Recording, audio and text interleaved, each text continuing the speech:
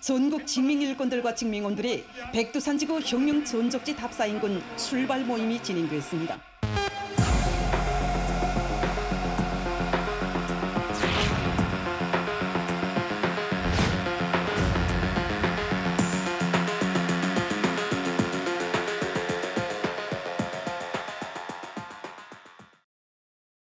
자, 북한의 핵 능력 고도화에 대한 우려가 커지고 있습니다. 그런데 문성무 센터장님, 최근에 국제 원자력 기구 IAEA가 이런 얘기를 했어요. 북한 영변에서 새 우라늄 농축 시설로 추정되는 건물이 발견됐다, 이런 발표를 했어요. 작년 12월로 추정이 되는데 12월부터 정찰 위성이라든지 각종 이 관측 장비를 통해서 영변을 쭉 관측을 해왔는데 영변에 새로운 건물이 포착이 되는데 농축 우라늄 시설인 것 같다. 이렇게 담은 그 보고서를 발표했다는 거를 일본의 요미우리가 발표를 했어요. 그래요. 그래서 이미 영변에는 농축 우라늄 시설이 있거든요. 얼마 전에 또 김정은 북한 총비서가 강선으로 추정되는 이 우라늄 농축 시설에 직접 방문해가지고 핵무기를 꽝꽝 만들어내라, 이런 얘기를 했었는데, 그런 차원에서 IAEA가 우려를 하고 있습니다. 이 핵 역량의 강화, 여기에 대해서 계속 검증을 하고 주의 깊게 포착을 하겠다라고 이야기를 하고 있습니다. 아니, 저렇게 우라늄 농축 시설로 추정되는 건물이 발견되고 김정은이 저렇게 시찰을 열심히 나서고 이러면 추가적으로 북한에서 이제 핵실험이 또 임박했다, 이런 얘기가 과언이 아닐 것 같아요. 그렇습니다. 그러니까 말씀하신 대로 김정은은 핵 무력을 계속 강화한다는 방침을 확고히 하고 있거든요. 2017년에 6번째 핵실험을 하고 핵무력을 완성했다라고 선언을 했지만, 이듬해 2018년 미국과 정상회담을 하기 위해서 풍계리 핵실험장을 폭파하는 쇼를 하기도 했어요.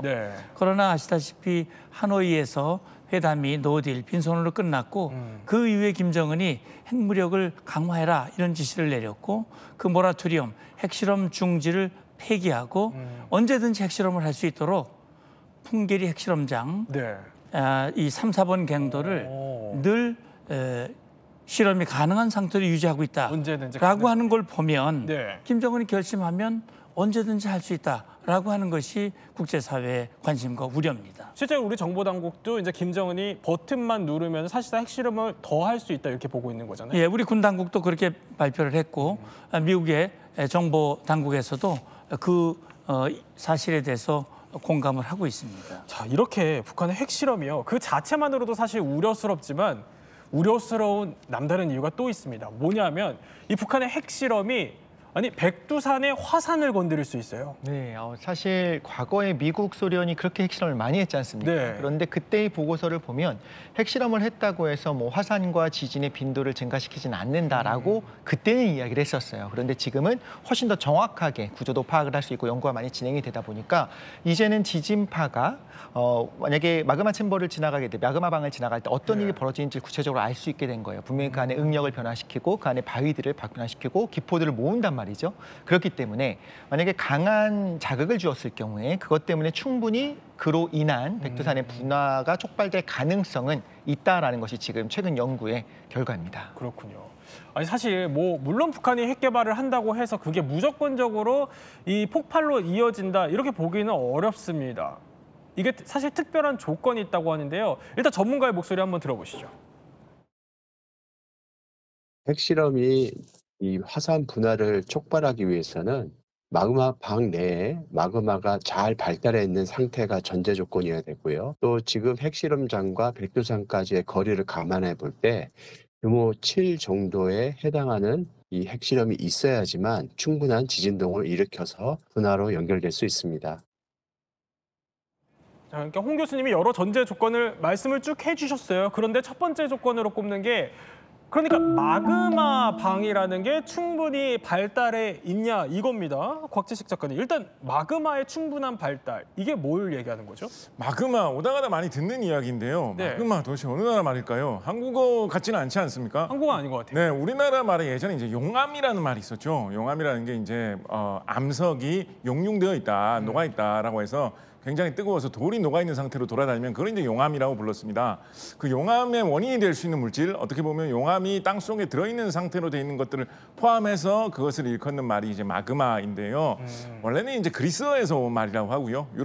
유럽의 학자들이 그리스어 정도는 아는 사람들이 많이 있으니까 널리 사용하기 위해서 쓰던 말이고, 원래는 그리스에서 어떤 이런 연고나 고약 이런 게 좀 끈끈하니까 녹아있는 암석 같은 재질하고 비슷한 느낌이다라고 해서 붙었던 말이라는 이야기가 있습니다. 이 마그마가 땅속에서 뜨거운 열기 때문에 녹아가지고 조금씩 어딘가에 고이기 시작해가지고 하나의 어떤 덩어리를 이루면 그걸 이제 마그마 방이다라고 하는데요. 저렇게요? 네, 마그마 방이 어디에 얼마나 있는지 사실 알기가 쉽지 않지 않겠습니까? 그렇죠. 땅을 계속 이게 파볼 수도 없는 노릇이고, 네. 그렇기 때문에 마그마 방이 어떤 모양으로 어떻게 발달이 되어 있고 그게 어떤 조건일 때 화산이 폭발하느냐라는 거를 사실은 딱 잘라서 말하기는 좀 어렵습니다만, 일단은 그래도 마그마의 양이 어느 정도 많을 때, 가까이에 있을 때 화산이 폭발한다라는 이야기를 해볼 수는 있을 텐데, 요즘 많이 사용하고 있는 땅속에 있는 마그마의 상태, 마그마방의 모습을 추정하는 방법은 지진파를 가지고 많이 연구를 합니다. 주변에서 지진이 일어나면 그 지진의 떨림이 주변으로 많이 퍼져나가지 않겠습니까? 그럼 그거를 잘 여기저기에서 여러 군데에서 잘 측정을 해가지고 땅속에 딱딱한 돌이 있을 때 땅의 떨림이 퍼져나가는 그 느낌하고 땅속에 저렇게 물렁물렁한 마그마가 있을 때 땅의 떨림이 퍼져나가는 느낌하고 다르게 측정이 되겠죠.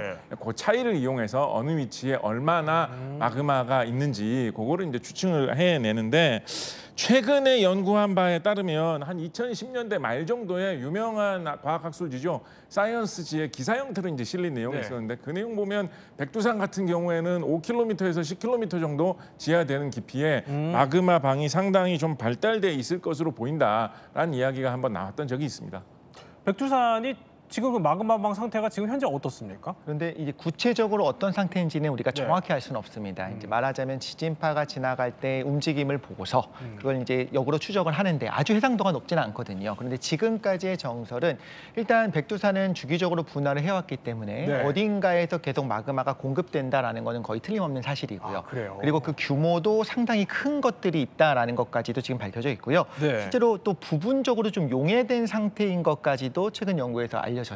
아예 완전히 굳어 있는 형태라고 한다면 분화까지 좀 시간이 걸릴 수 있겠지만 부분적으로 용융이 되어 있는 상태에다가 거기다 이제 가스들이 좀 가득 차 있게 되면 어느 정도 압력이 넘어가게 되면 이게 밖으로 삐직삐직 나오고 싶어 하지 않습니까?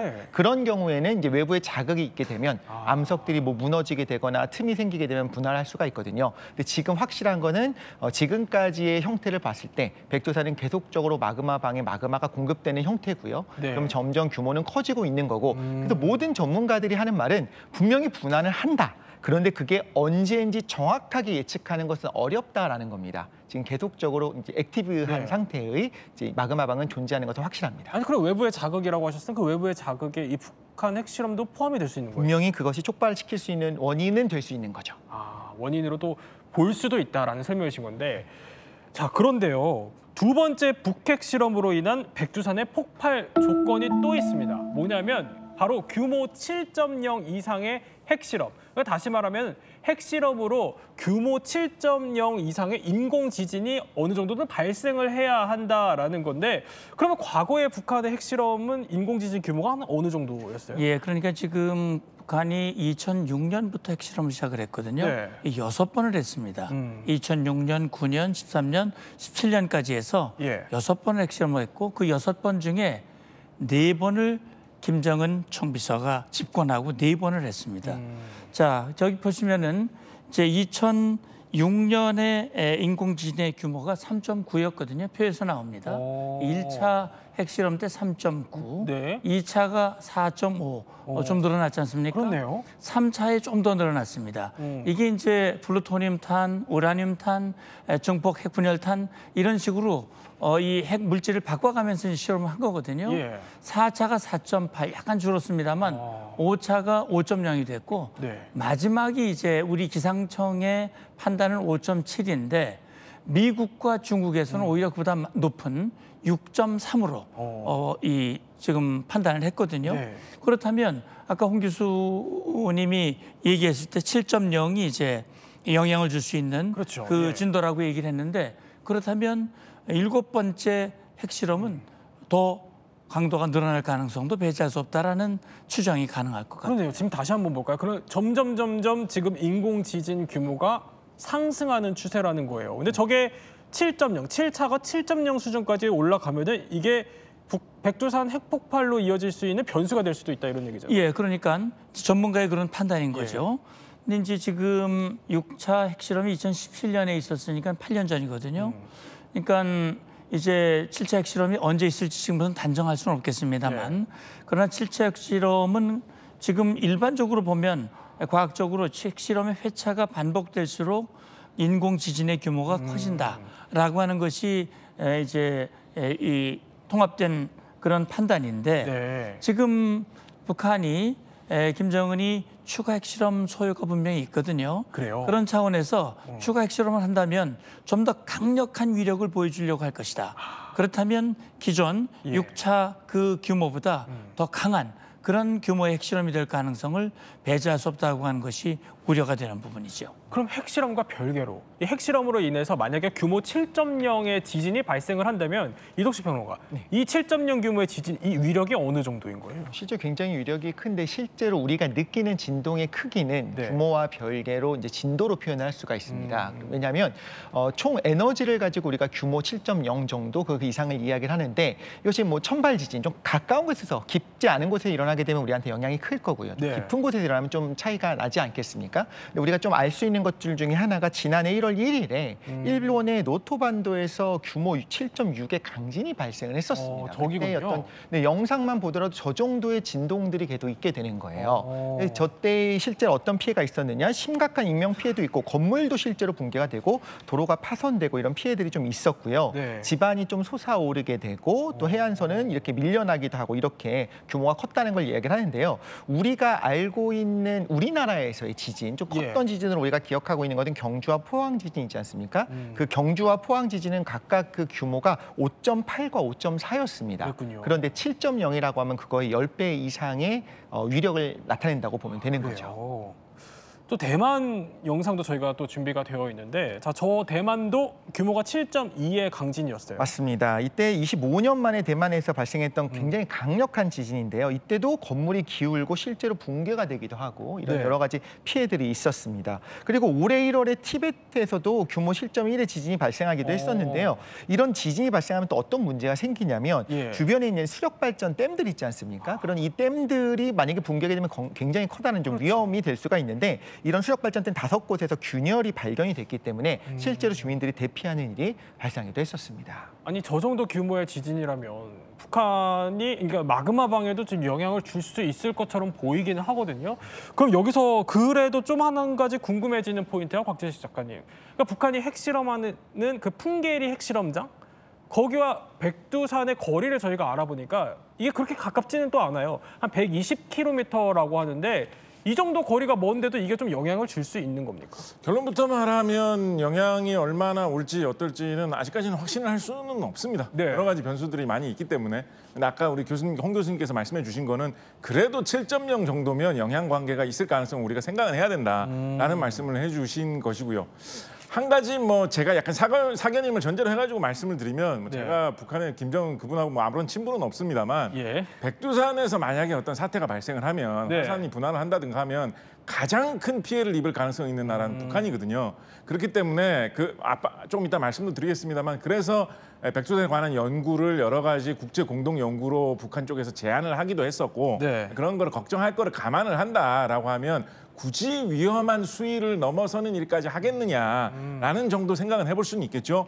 그렇지만 우리가 이제 마음을 놓을 수는 없는 게 관심을 가져볼 필요는 분명히 있는 게 이 지질학적인 현상의 규모라는 거는 사실은 굉장히 좀 범위가 큽니다. 120km라는 게 그렇게 많이 떨어진 것이 아니거든요. 그래요? 우리가 2010년대에 일본에서 정말 크게 일어났었던 동일본 대지진 같은 경우에 우리가 후쿠시마의 피해가 되게 컸다라고 많이들 생각을 하고 있잖아요. 그래서 어떤 분들은 후쿠시마에서 지진이 일어났다라고 생각하시는 분들 계신데 동일본 대지진이 일어난 곳이 후쿠시마에서 120km보다 훨씬 더 멀리 떨어진 바다 밑에서 일어났습니다. 바다 밑에서 일어났고 지진이 일어난 곳의 깊이가 20km보다도 더 깊은 곳에서 일어났거든요. 그런데 지금 백두산 같은 경우에는 마그마방 깊이가 뭐 5km에서 10km 사이 추정된다 이 정도 이야기가 나오고 있으니까 이 지질학적인 현상의 규모로 따졌을 때는 핵실험장과 그렇게 뭐 아주 멀리 떨어져 있다고 할 정도는 아니기 때문에 우리가 꾸준히 관심을 가질 필요는 분명히 있을 것 같습니다.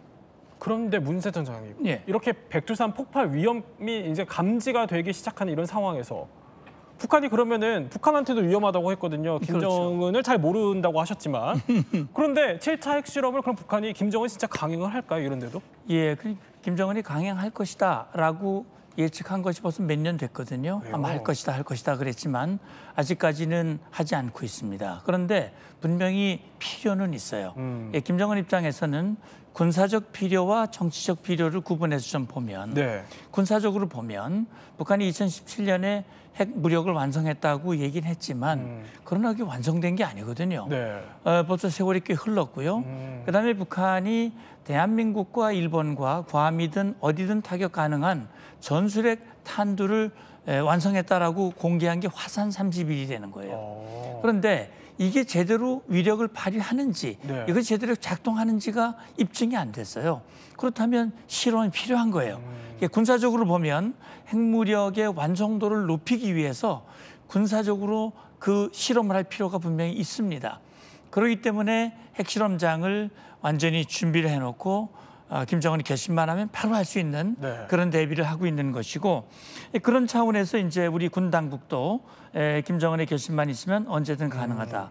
이 털시 개버드라고 하는 미 DNI 국가정보국 국장도 상원정보위에서 북한은 언제든 추가 핵실험할 준비가 돼 있다 이런 얘기를 했는데 정치적으로 보면요. 네. 김정은으로서는 지금 한일 한미 정상회담이 있고 또 미국에 대해서 예전에 김여정이 미국을 향한 담화를 냈는데 이 비핵화 문제를 놓고 이 대화를 한다고 그러면 우리는 안 하겠다 그랬거든요. 네, 네. 비핵화는 없는 것이다. 그렇다면 지금 김정은 정권의 이 방향과 정책 노선은 핵무력을 강화하는 겁니다. 그런 걸 통해서 자기들의 핵 보유를 기정사실화하고 네. 그걸 통해서 김정은의 이 어느 권위 이 역량을 과시하고 내부를 결속하고 외부적으로는 핵 보유를 인정받으려고 하는 것인데 여차하면 핵실험 카드를 활용을 해서 국제사회에 충격을 주고 네. 북한 비핵화는 어렵다 이런 생각을 갖게 만드는 목적일 수 있다 이런 생각이 듭니다. 자, 지금부터는요. 절대 있어서는 안 될 일이고 또 저희가 대비하자는 차원에서 짚어보는 거지만요. 만에 하나 북한의 핵실험으로 백두산이 폭발한다면 어떤 일이 벌어질지 저희가 가상 시나리오를 한번 짚어보겠습니다. 그 전에 실제 화산 폭발 사례부터 한번 영상으로 준비해봤습니다. 자, 올해 아이슬란드 서남부 지역 화산이 폭발한 상황 보여드리고 있습니다. 마치 어떻게 보면 눈앞에 상당히 거대한 불의 장벽이 서 있는 것 같기도 한데요. 자, 저게 뭐냐면요. 알고 보니 화산 폭발로 2.4km에 달하는 땅 틈새에서 쉴 새 없이 용암이 솟구치면서 그야말로 거대한 용암 장벽이 만들어지는 현상입니다. 자, 다음 영상 또 준비가 되어 있습니다. 이번에는요. 2022년에 통가에서 벌어진 대규모 해저 화산 폭발 모습 보여드리고 있습니다. 이렇게 거대한 화산재 구름이요. 끝도 없이 솟구치고 있는 모습 보여드리고 있습니다. 자, 주변에는요. 화산 폭발로 인해서 주택 그리고 나무 이런 것들이 저렇게 파손이 되면서 순식간에 통가가 초토화되고 있는 모습 보여드리고 있습니다. 보기만 해도 상당히 경각심을 갖게 되고 어마무시한데요. 더 무서운 사실은 바로 저 화산 폭발이 백두산 폭발보다 위력이 약한 거라고요? 네, 화산이 분화할 때 그 위력을 얘기하는 화산 분화 지수 VEI라고 있습니다. 네. 지금 이야기가 나왔었던 저 아이슬란드의 경우에는 VEI 지수가 4고요. 네. 통가 화산의 경우에는 5 정도로 보고 있습니다. 그런데 실제로 백두산이 뭐 꼭 그렇게 분화한다는 건 아니지만 예. 1000년 전에 있었던 그 밀레니엄 분화의 경우에는 VEI 지수를 7까지 보거든요. 아, 당시에. 네, 그러면 숫자가 1씩 커진다, 1, 2, 3, 4, 5 이렇게 볼 것이 아니라 10, 100, 1000만 이렇게 10배씩 커진다고 우리가 로그 스케일로 보시면 됩니다. 그러면 화산 분화 지수가 4였던 것보다 네. 7이라고 한다면 1000배, 1000배씩 이제 위력이 증가한다는 걸 의미하는 그렇군요. 거예요. 그래서 백두산은 훨씬 더 위력이 강할 것이다라고 생각을 할 수가 있고요. 실제로 불춘물의 양 그리고 그 폭발력 자체가 저기 나와 있는 것들과 비교할 수 없어도 강할 가능성이 있고요. 네. 실제로 그보다 약하게 분화할 수도 있습니다. 그렇지만 우리가 생각해야 되는 거는 백두산에 지금 안에 차고 있는 그런 마그마의 경우에는 좀 분명히 그 수분기가 같이 있습니다. 가스가 같이 있습니다. 그런 경우에 좀 더 격렬하게 분화할 수가 있거든요. 그래요? 그렇기 때문에 우리가 좀 안심하기는 좀 어려운 상황입니다. 그 안심하기 어렵다면 물론 경각심을 갖자는 차원에서 짚어보는 거지만 이게 화산 폭발 직수가 우리가 과거처럼 7 규모로 폭발을 하면 어떤 일이 벌어져요?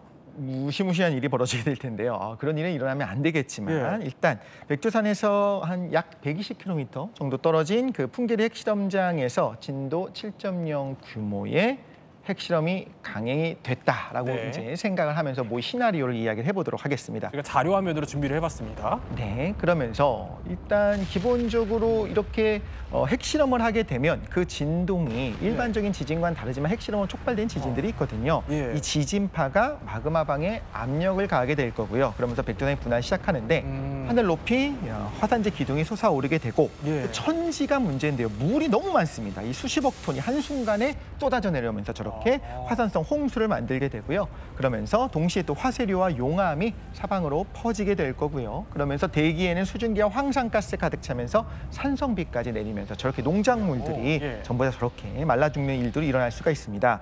그리고 화산재와 물이 섞인 라하르가 두만강과 압록강을 따라서 주변 마을을 휩쓸어 버리고요. 예. 또 이렇게 하늘을 가리게 되면 어떤 문제가 생기냐면 결국엔 하늘이 어둡게 되면서 네. 몇 년까지도 기온이 전체적으로 지구 전체의 기온이 떨어질 수가 있습니다. 그래서 햇빛을 못 받기 때문에. 맞습니다. 그래서 농작물이 말라 죽으면서 기근이 발생할 수가 있는 거고요. 이런 초대형 폭발의 경우에는 북반구 전역이 이렇게 몇 년 동안 냉해를 겪을 수도 있고 그런 사례가 실제로 있습니다.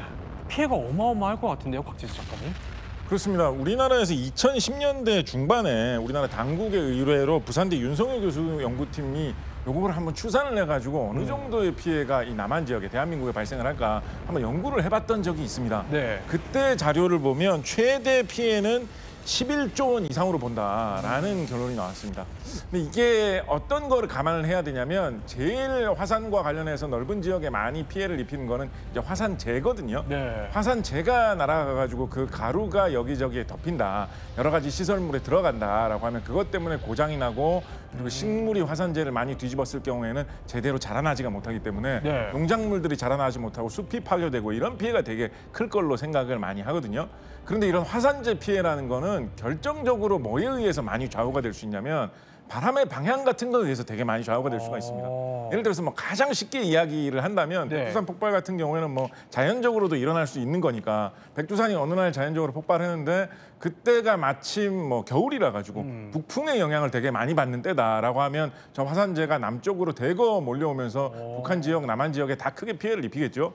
그런데 반대로 바람의 방향이 뭐 바뀌어가지고 여름철에 남풍이 되게 강할 때 마침 백두산이 폭발을 했다라고 하면 또 화산재가 사람이 없는 쪽 지역 우리나라 밖으로 나가면서 영향을 좀 안 미칠 수도 있기 때문에 변수는 많습니다만 최대 피해의 규모가 워낙에 크기 때문에 관심을 가져야 되는 것은 분명하죠. 그러면 우리가 대처할 수 있는 방법은 뭐가 있는데요?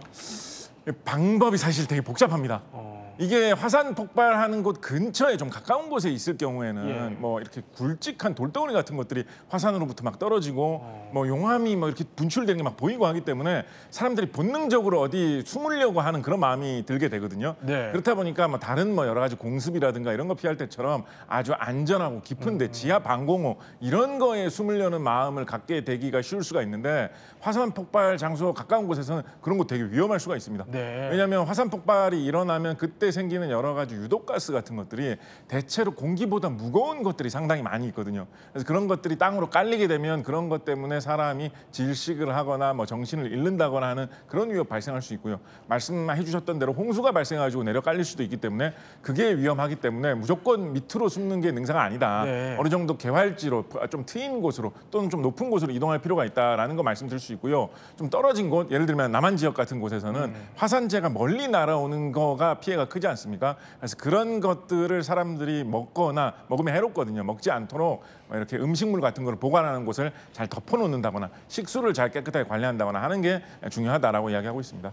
근데 이런 폭발 과정에서 또 다른 위험 요소가 있다면서요? 네, 특별히 우리가 백두산의 화산의 분화의 가능성을 이야기하기 때문에 한 번 정도는 체크해봤으면 좋겠는데요. 백두산은 그 위에 그 거대한 호수인 천지가 있지 않습니까? 네. 실제로 화산재가 물이랑 섞이게 돼서 흘러내릴 때 라하르라고 하고 이렇게 우리가 말을 붙이고 있는데요. 이런 경우에는 화산성 홍수랑 좀 다릅니다. 완전히 이게 화산재라고 하는 것이 우리가 생각하는 것처럼 재가 아니고요. 사실 돌가루들이지 않습니까? 이것이 같이 이렇게 쏟아져 내리게 되는데 마치 시멘트처럼 이렇게 딱딱하게 굳어지는 그런 습성들이 있습니다. 그래서 네. 일단 기본적으로 물만 내려온다고 해도 굉장히 주변을 초토화시킬 수가 있는데 저렇게 화산재가 섞인 저 라하르가 내려오게 되면 그 아래에 있는 마을들은 그냥 사라지고 파묻히고 제가 실제로 현장에 갔을 때 필리핀에 있는 화산에 갔을 때는요 200m 깊은 곳에 과거의 마을이 있는 겁니다. 이렇게 됐을 때 우리가 좀 무서운 사례를 하나 생각해 볼 수가 있는 것이 과거에 실제로 오마이라 산체스라고 하는 소녀가 저 화산재에 묻혔었던 적이 그 라하르에 묻혔던 적이 있습니다. 저때 뻔히 보이지 않습니까? 그럼 네. 바로 구조를 하면 될 것 같은데 왜 구조를 못 하고 있느냐 했는데 실제로